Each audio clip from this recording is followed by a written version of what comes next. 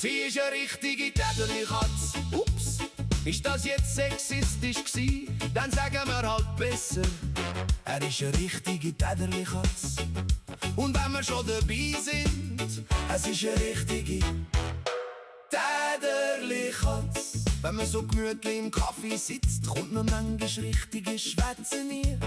Das ist ein dummer Schnöri, was der den ganzen Tag so zusammenschnürt. Geht auf keine Kuhhaut. Früher, wo bekanntlich alles noch viel besser war, hat man amigs gesagt, liefern statt laffern. Aber heute im Zeitalter von der Social Media ist Verpackung wichtiger als der Inhalt. Wenn die Kinder von einer Schule oder Bodylager heimkommen, dann haben sie amigs Schüli viel